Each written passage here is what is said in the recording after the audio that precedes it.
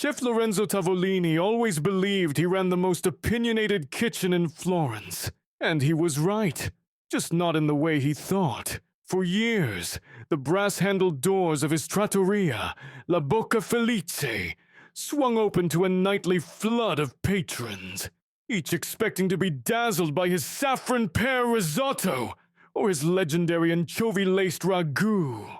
Lorenzo had learned to navigate the critiques of bloggers, guidebooks, and occasionally his Sicilian grandmother, whose silence after tasting a dish was more terrifying than a one-star review. Yet nothing had prepared him for the critics who lived much closer to home. One hot August afternoon, as Lorenzo taste-tested a new porcini reduction, a peculiar rustling sounded inside his head, like hundreds of sheets of parchment fluttering in unison. A pinprick sting danced along the edge of his tongue. He coughed, thinking he'd scalded himself, but the sensation intensified until it felt as though someone were stamping slogans across his papillae in block letters. "Down with monotony!" a tiny voice hollered. Lorenzo jerked so hard, he splashed reduction onto his apron. "Who said that?" "We did!" chorused a shrill, many-voiced reply. He stared at the saucepan, half expecting a rogue cricket. Nothing. The kitchen staff gaped at him from behind the pass. "Chef, are you—" began Gianna, his sous chef. Lorenzo waved her off, forced a laugh, and hurried to the pantry. Shoving jars aside, he leaned into the hanging darkness, stuck out his tongue, and peered at it in the reflection of a steel mixing bowl. There they were. Rows of microscopic figures lined both sides of the pink terrain. Some held picket signs, fashioned from what looked like sesame seeds and wooden splinters. Others wore headbands woven of chive strands. A particularly stout fellow stood near his frenulum, brandishing a bullhorn no bigger than a poppy seed. "Citizens of Tongue City!" he bellowed, the bullhorn producing a whispery squeak, audible only inside Lorenzo's skull.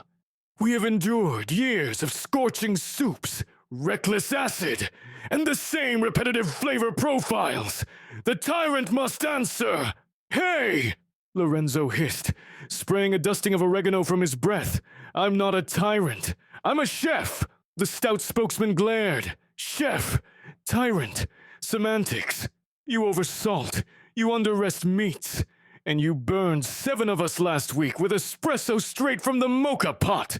Lorenzo narrowed his eyes. "Who exactly are you?" The spokesman puffed his chest. "Bruno Bitter, president of Papilla Local 248. These are my constituents. The salties, the sweets, the sours, the umamis, and of course, my fine bitters." He gestured, and Lorenzo's tongue tingled as hundreds of angry cheers vibrated through the taste bud stadium. "You're telling me," Lorenzo whispered, "that my taste buds are running a labor union." Bruno folded tiny arms. "And you'd better believe we're prepared to strike." At that moment, the kitchen bell clanged. Table 12 wanted their entrees. Lorenzo slapped the pantry door shut and hurried back to the stove, head spinning, taste buds threatening mutiny. Ridiculous. Yet when he spooned the porcini reduction into his mouth, the flavors collided in awful confusion. Salt slammed him first, followed by a metallic bitterness and a sourness so exaggerated he gagged. Gianna eyed him in alarm. "Chef, it's the same base you loved 10 minutes ago." Lorenzo forced a grin. "Minor adjustment needed. Keep firing the pasta." Inside, he was panicking. The protesters had sabotaged his palate, and dinner service had just begun. He thrust 2 fingers into his collar and hissed, "Bruno, we need to talk. Negotiations now." "Ready when you are," Bruno said. "We want better conditions. And a vacation." "A vacation? Your buds on a tongue." "Even buds require spa days," Bruno replied. "You gargle scalding vinegar dressings like mouthwash. We'd like something soothing. Perhaps coconut water. Also diversify the menu. The umamis have filed a grievance for lack of miso representation. Lorenzo nearly tripped over a crate of artichokes. I'm Italian! Try being international, Bruno said. Fusion is hot. 30 minutes to peak dinner rush is not the time for revolution, Lorenzo muttered. True, Bruno said, but it is the perfect time for leverage. The buds erupted into a chant. Their vibration tickled the back of Lorenzo's throat so hard, he sneezed into the ragu. Disaster loomed. He spent the next hour in a culinary free fall. A simple pomodoro tasted like liquefied chalk. His famed porcini agnolotti came across as sweetly dull, while a customer complained the zucchini blossoms were aggressively bitter. Lorenzo watched plates boomerang back to the past like homing pigeons. Gianna's face paled with each returned dish. By 9 p.m., half the dining room had left without dessert. Lorenzo leaned on the prep table exhausted. All right, Bruno, he conceded. I surrender. Let's negotiate. A cheer rose from his tongue, rattling his molars. Tomorrow, first light, Bruno said. Bring coconut water. Fine, but give me back my palate so I can close without a riot. Bruno conferred with unseen delegates. A temporary ceasefire. Do not mistake our goodwill for weakness. Instantly, flavors realigned. Clarity flooding Lorenzo's mouth. He improvised a late-night cacio e pepe so smooth, it silenced the remaining patrons in blissful culinary awe. Still, the evening's damage had registered on the reservation ledger. 6 cancellations for the following week. That night, Lorenzo lay in bed, mouth open, listening to a faint campfire crackle on his tongue. The protesters were settling in, roasting. Was that a sesame seed? He drifted to sleep, snatching snippets of their gossip. Did you taste that saffron? Whispered a sweet. Barely. Overshadowed by aggressive black pepper, replied a sour. Tomorrow we demand a salt sabbatical, said a salty. Lorenzo groaned and rolled over. Morning negotiations commenced at the stainless steel island. Lorenzo holding a coconut water shot glass, like a peace offering. He angled a vanity mirror to better address his microscopic workforce. Bruno Bitter stood flanked by faction leaders. Sally Salty in a crystallized salt pantsuit. Uma Umami wearing a kelp sash. Sunny Sour sporting citrus slice goggles. And Dulcie Sweet, who blew sugar dust kisses. Agenda item 1, Bruno announced. Burn prevention protocols. No more slurping 20 billion degree broth. Lorenzo nodded. I'll use a tasting spoon. Blow first. Item 2? Variety, Uma Umami said, her voice deep as mushroom broth. Introduce fermented components. Kimchi, miso. Perhaps a miso gelato dessert flight. Gelato. With miso. Lorenzo winced. Dulcie Sweet fluttered. You won't regret it. Sweet savory is trending. Item 3. Sunny Sour cut in acidly. Daily tongue massages. Lorenzo balked. How? Soft bristled toothbrush. 30 seconds. Circular motions. Sunny specified. Lorenzo scribbled notes, feeling insane. After 2 hours of back and forth, they signed the Treaty of Tavolini atop a napkin corner. In return for compliance, Papilla Locale 248 vowed to cease all flavor distortions.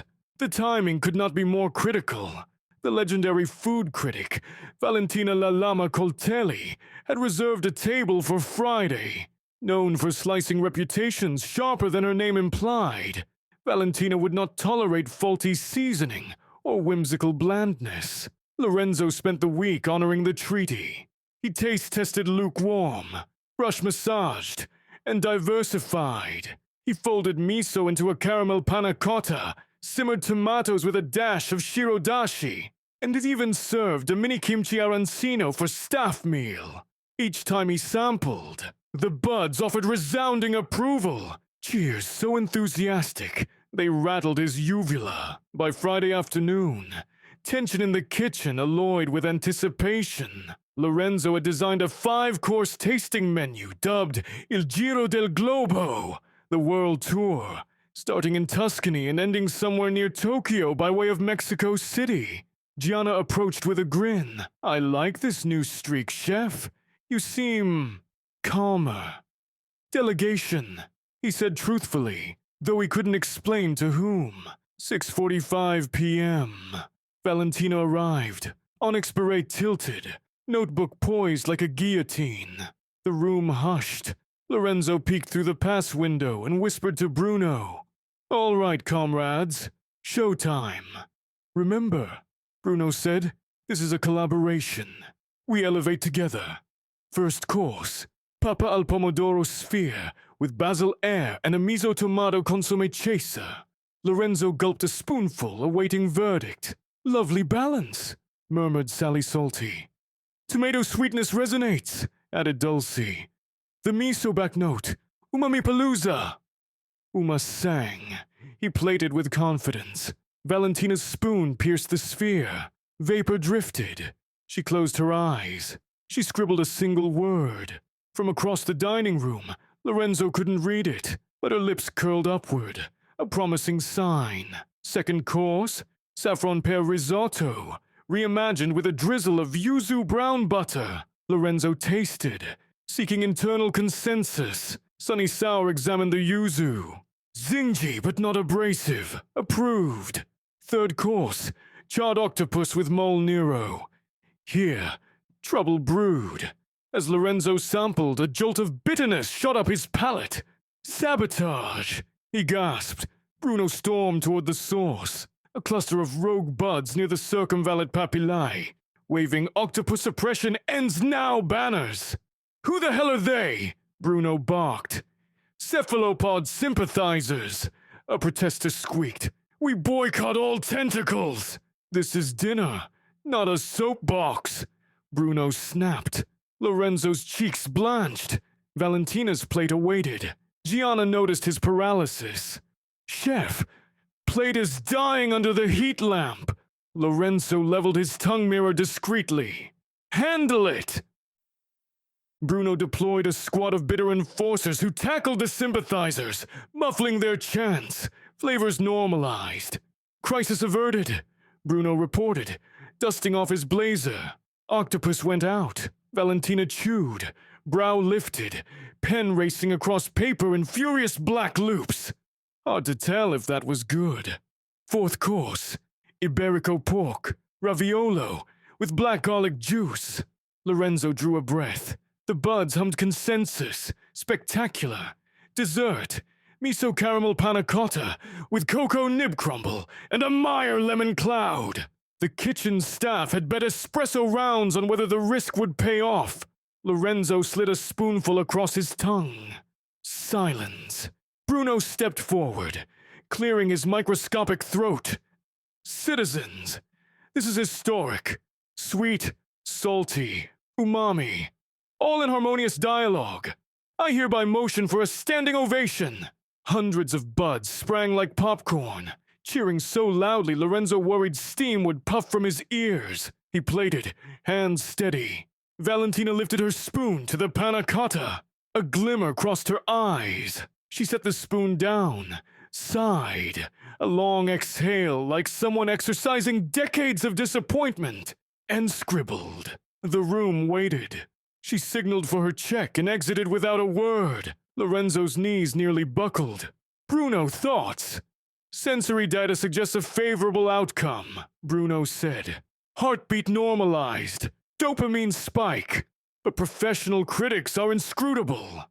Saturday morning, Valentina's review dropped online at precisely 6 a.m. Lorenzo, phone trembling, opened the article titled, "When Florence Learns to Speak in Tongues." He read aloud, voice cracking. "In a city allergic to change, Chef Lorenzo Tavolini's La Bocca Felice now offers a passport for the palate. The miso-infused aria at the close of dinner is courageous, and dare I say, necessary. Has Tavolini found new taste buds? Whatever the case, I have tasted the future, and it is polyglot. 4.5 stars, her highest rating in 2 years. Lorenzo whooped so loudly he woke the street cats. In the elation, he almost missed Bruno's discreet cough. About our vacation days. Days turned to weeks. Reservations exploded. Lorenzo honored the treaty faithfully. Tepid tasting spoons, daily toothbrush massages, a weekly rotation of flavor profiles from Ethiopian berbere to Korean gochujang. He even installed a no-scalding sign above the espresso machine. The buds thrived, and so did the restaurant. But peace, like cream, has a tendency to separate. One autumn evening, as Lorenzo prepped a blue cheese gelato, too daring perhaps, he sipped a raw taste. The blunt mold punched his palate. Bruno winced. "Did that cheese insult my mother?" Sally Salty gagged. "It's a dairy crime scene." Lorenzo grimaced. Noted. After service, Bruno visited him like a tiny mayor conducting a welfare check. "Comrade Chef, you have grown, yet complacency lurks. Do not forget, we critique to create excellence." Lorenzo saluted him with a basil leaf. "Critique away. You are, after all, my smallest but loudest partners." Months later, a documentary film crew profiled Lorenzo. Cameras rolled as he explained his philosophy of collaborative flavor. The interviewer asked, "Who precisely do you collaborate with?" Lorenzo paused, tongue tingling at the bud's laughter. "In this kitchen," he said, eyes twinkling. "Everyone's a critic." He left it at that.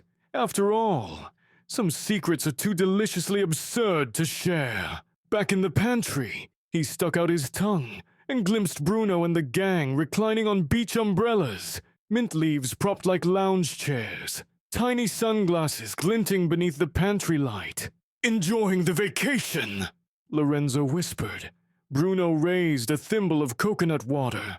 "To creative partnerships." The salties clinked, crystalline glasses. The sours squeezed micro-limes into their drinks. The umamis toasted with miso daiquiris, while the sweets reclined on sugar cube cabanas, humming. Lorenzo closed the pantry door, heart warm. He had always considered taste subjective. He now knew it was also collective. And as long as the critics on his tongue kept him honest, La Boca Felice would live up to its name. Happy mouth indeed. That night, across the sleeping city, passers-by could swear they heard faint, high-pitched singing wafting out the trattoria's shutters. An anthem of salt, sugar, acid, and savor, celebrating the glorious, ridiculous harmony between one chef and the microscopic union that had saved his career, one taste at a time.